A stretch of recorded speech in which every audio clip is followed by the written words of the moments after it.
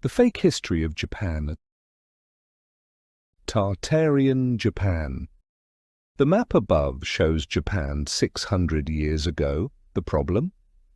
City names are not Japanese and mostly erased from history books. These town names sound just like that lost language we've also seen in old maps of North America and the Aztec language. With the exceptions of Basque and Maltese, I don't know any other language that frequently uses the letter X.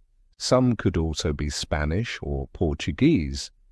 Consider Viloksu, Deva, Simiokuke, Kansusa, Musaksi, Hikse, Meako Kavachi, Aki, Vigo, Fikin, Tango, Tamba, Ava, Segami, etc. I found only 4 town names that sound truly Japanese: Nagato, Hizumi, Fitachi, Hichu. This was the first piece of evidence that the Japanese weren't the only people in Japan. Either the Japanese were a minority at the time, or they were under occupation of someone else. This 1669 drawing of a Japanese ship by Arnold Montanus could provide a clue to who someone else is. Closer. In the 1600s, a Japanese ship flies the flag of the Griffin, the Tartarian flag. It looks like Japan was under Tartar occupation, just like northwestern America was. Japan being close to the Tartarian kingdom, this comes as no surprise. What's surprising is that official Japanese history omits it entirely, just like American history omits the fact that its natives were Tartarians. The town names of Japan in this mysterious language are printed on hundreds of maps used by serious seafarers and royal cartographers. Academics foolishly try to pass these maps off as fiction. Here's one drawn up in 1570, a time when Asia was well mapped out. Japan has a different shape. Korea is missing. Siberia is missing. I've explained these issues in previous articles, but here's a small summary. Several large-scale disasters changed the shape of the world. A landmass broken off of the North Pole would become Siberia, called Gog and Magog on old maps. Look at the location of Tibet, called Thbet, on this map. Why is it so far to the east? Shouldn't it be above India? Not if you understand what happened. Imagine a landmass pushing in above China and to the east of Tartaria. The entirety of China moves downward, moving Tibet to the west. There is no mention of Japan or any other country changing shape in official history books. The largest city is called Meako, as on the previously shown map, and many others. Other places here are Minas, Amanguko, and Oksote. We again see Bungo, and there's Osako, which seems to be the old spelling for Osaka. However, on the older map above, it's simply called Sake. Maps show us the progression from Sake to Osaku to Osaka. If we put both the Moderna and old map side by side, we can see more. Meiko is the old name for Kyoto. Nagoya was apparently called Hiksi, and it looks like Tokyo was called Segami. According to official history, the prior name of Tokyo was Edo. I found no mention of Sejimi in official records. Do you see that mountain range beside Sejimi? That's still there today, and location of Fuji Mountain. The cartographers of old knew exactly where things are. There are a lot of cities that no longer exist today, but I guarantee that if you were to dig or look there, you'd find ancient remains. See the town Hizu, for example. Today there is a town called Shizuoka nearby. The Hizu is obscured inside the Hizuoka. Below that there is the ancient city of Tsurunga. Today, the area is called Suruga Bay, omitting an N. Directly adjacent to Japan on the map, the beautiful city of Quinsai, China. Quinsai City doesn't look like what Asia is supposed to have looked like according to history class. The domes, spires, church steeples and red roofs look like any other European, Russian or Tartarian city. The whole world in fact looked like this, including Australia and the Americas and Japan, as you'll soon see. The whole world followed roughly the same architecture. The whole world was part of the same kingdom. Here's a 1626 map by John Speed, still showing the same towns and cities in Japan. Japan is still in unusual shape, but slightly altered. By now, Korea begins to take shape, and the Great Wall of China is here called the Great Wall of Tartaria, later renamed by the communists. By now, the landmass has changed, and there is a large, mostly uninhabited region at the northeast of the continent above the Great Wall. We see names such as Mongol, Loksa, there's that X again, and Tartar. And another one from 1590. From it, we see that some Japanese cities went through more than one renaming. Towns such as Saindeba, Frafong, Negru and other distinctly un-Japanese sounding places are not found on 1600s maps. There is not a single Asian sounding name on the 1500s map. Perhaps the Japanese only entered Japan after the 1500s, or perhaps the distinct language only developed post-cataclysm. This 1500s Japanese map, printed in Japanese writing, is entirely accurate, but academics claim it's based on misconceptions about the world. I have been saying that these are not misconceptions. It's simply what the world used to look like. The North Pole was 6 to 7 land masses. 2 of these later became Greenland. 2 others became northern Canada, the autonomous region of Nunavut. And 2 others became Siberia, the autonomous region of Chukotka. Isn't it interesting that both North Pole break-off landmasses are politically autonomous entities?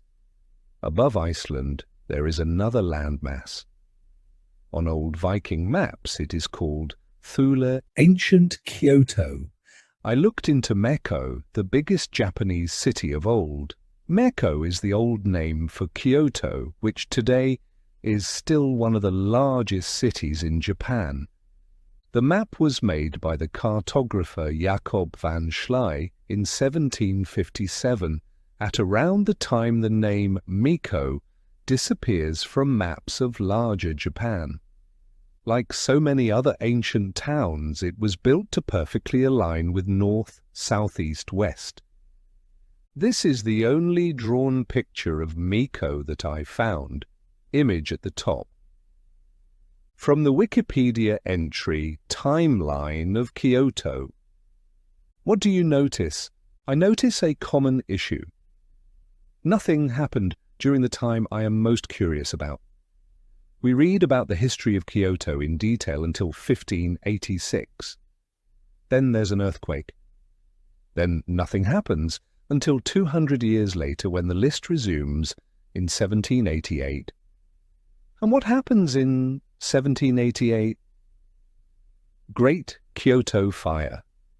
Then again, absolutely nothing happens until 1854.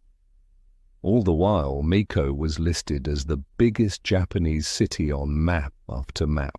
I'll say it again because it's so crazy. Between the late 1500s and mid-1800s, the historical timeline can tell me nothing about Kyoto or Miko, even though it is featured as the major city of Japan during that time. Whatever happened during this period, it resulted in a transition from this unknown language to the modern Japanese language of town names. Just like in North America, the Tartarian influence was driven out of the country over time. Today there is no knowledge of Tartaria in Japanese culture. Similar can be said of other Asian countries. For example, in North Korea, it's forbidden to take photos of old world architecture. Any tourist caught photographing old non-communist architecture is subject to imprisonment, the same architecture from west to east. It's not the first time we see large gaps prior to 1850, as if all civilization suddenly sprung up around that time. In Japan, as in old China, there is a distinctly non-Asian presence that exists alongside the Asian one. We see it in pictures where photography and paintings of old buildings was not outlawed. Yokohama in 1874. On the left we see Asian architecture. On the right we see a church. Much of the architecture of old Japan is no different than in the West. If you were in old Tokyo, you could have easily mistaken it for Istanbul, Paris, London, Pittsburgh, San Francisco, Melbourne, Kazan or Omsk. A star fort in Japan, an old 1669 picture of Hirado, Japan. Here we actually see distinctly Asian architecture of curved roofs, matching the Japanese-sounding town name. The city of Osaka in 1680, the city of Edo, fully developed in 1680. Edo would later become Toiko. A 1600s image said to show a Japanese marriage ceremony. See also my piece titled Pavilions Harvested Free Energy. Compare the Japanese pavilion with the European one, see image in link. There is a figure holding a rod or wand in both pictures. We see antenna-like forms on both. Notice the two devices of unknown purpose inside the pavilion. There is one outside of it. If the pavilion's purpose were to provide shade, as mainstream historians claim, then why do you need two more shade-providing umbrellas inside it? I believe getting shade is not the primary purpose here. The primary purpose is related to energy, either electricity or atmospheric energy or spiritual energy along the lines of radionics. Notice the ceremonial fires placed around the pavilion. These are much more than just a place to catch some shade, a country of large castles.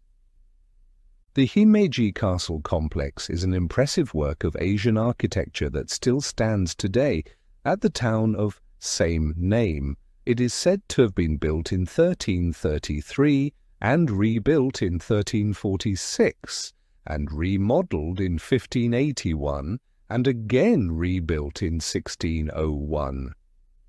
Himeji, incidentally, is ancient German for Himeji, heaven energy. I show you this because Tokyo, Edo, appears to have been built the same way. A map of 1600s. Edo, the structure on the right with its huge walls, waterways resembles Himeji.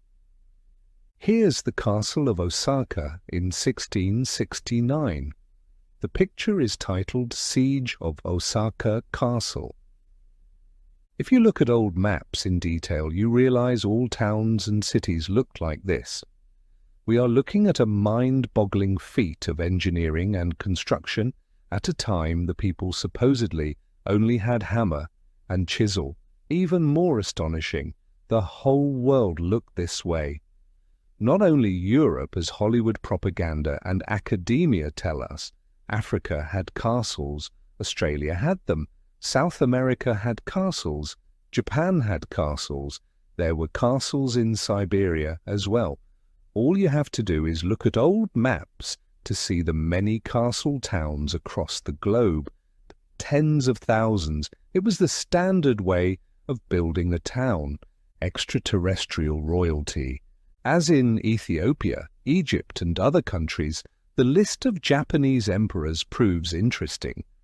The Japanese traced their royalty lineage all the way back to their first emperor in the year 721 BC. More than 2,000 years, if the official timeline is to be believed. Of course, the emperor's list contradicts the idea that Japan was not Japanese before 1600, unless the Japanese Empire developed elsewhere. My theory is that Asians originated on several land masses that used to be in the Pacific, but have meanwhile sunken. If that sounds bizarre to you, look into the similarities between Olmec culture in Mexico, right side image, and ancient Japanese culture, left side image. The first emperor, Hekohohodemi or Jimmu, was the son of a kami. Wikipedia can't seem to decide whether the word kami denotes a spirit, a god, a goddess. In Shinto belief, the kami are beings that inhabit a world hidden to humans, another realm.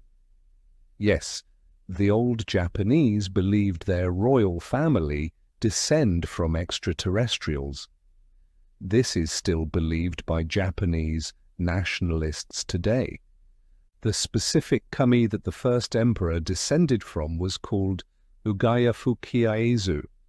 If you've read my book, The Secret of Ancient German, you know that the Japanese language is incorrectly strung together Ancient German. They are sentences made into one word to obscure their origins. For example, in Hikohohodemi. In Ancient German, Hodemi simply means high spirit. The whole sentence is probably something simple like, here comes the high spirit. I've shown numerous examples of this elsewhere. Ugaya Fukiaezu is no doubt another strung-together sentence, Ugaya Fukiaezu. According to Wikipedia, Ugaya Fukiaezu was a child of Huri, the son of Ninigi no Mikoto, who was sent down by Amaterasu to govern the earth, and of Toyota Mahaim, a daughter of Ryujin, the dragon kami of the sea. Basically, the royalty of Japan believe they are hybrids between submarine reptilian beings and beings from the sky. Ama and Terra are ancient German for water and earth. The Ota in Toyota is the ancient German word for outer space or the universe. Ryujin contains the word jin, which is the ancient word for spirit. Ryu is another ancient word for water. So Ryujin simply means water spirit. Decoding languages is super simple.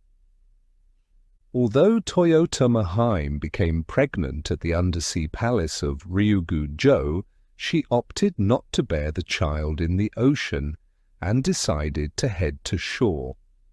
On the shore, her parents attempted to build a house in which she could give birth and attempted to construct the roof with feathers of the cormorant instead of saw grass. However, while they were finishing the roof, she went into labor, and so just as she was about to give birth, she spoke to her husband, saying, "When their time draws near, people of other lands all give birth in the form of their homeland. So I will now give birth in my original form. Please, I beg you, do not look at me." Now, thinking these words strange, he sneaked up and peered in at her, just as she was about to give birth. She had become an enormous sea beast many arm spans in length that was twisting and slithering around on its stomach. In shock and fright at the sight of her, he immediately fled far away. More of the relations between Japanese royalty and reptilians in a previous article. The image below was drawn in 1863 by Utagawa Sadahide and titled Defeat of the Mongols in the Western Sea, based on Japanese historical accounts of events in the year 1247 in which the Mongols were defeated with a little help from weaponized beings showing up in the sky. The Mongols are possibly Tartarians. We've seen similar claims of aerial warfare in antiquity reported by the Native Americans, American Tartarians. The Tartarian Empire was a global one that was struck down with the help of aerial warfare. The Romanov family was one of the last remaining Tartarian royalty killed by the Bolsheviks. Melania Trump is descendant from the Romanovs, which probably has something to do with the fact that all this stuff on Tartaria came out after Trump's election in 2016. The 1800s reset in Eastern Asia. A photo of a pagoda in the late 1800s on Tartar Street in Canton. What do you notice? The pagoda is in a state of neglect and overgrown with shrubs, weeds and trees. We find this phenomenon across Asia and many other countries. Buildings that are today tourist attractions or seen as cultural and aesthetic masterpieces completely ignored in the 1800s, as if the world were just coming out of a war, or out of a reset, or hadn't been repopulated yet. It's uncanny. There are drawings of pagodas already overgrown in the 1700s. One wonders how far back the neglect goes. Bronze Temple Wan Shou Shan. If they weren't neglected, they were burned down. Summer Palace Yuanmin Yuan before it burned down. This shot of 1800s, Tokyo reveals there are buildings, but a dirt street, a strange thing noted elsewhere in the world too. In normal city planning, you start with the streets and then do the buildings. This way materials are transported more easily. This plays into mud flood theories. Maybe there is a street, but it is buried under earth. As in every other country I've researched, great fires engulfed Japan in the 1800s. When you realize the great fires happened around the world at around the same time, you realize they were part of a war. You also start to realize that all these meteor showers that people witnessed in the 1800s were not meteors. If these were in fact meteor showers all over the world, and if we had all kinds of great fires by coincidence all over the world, then why don't we see the same in the 1900s and 2000s? I'll leave it at that for now. If you learned something reading this, please share.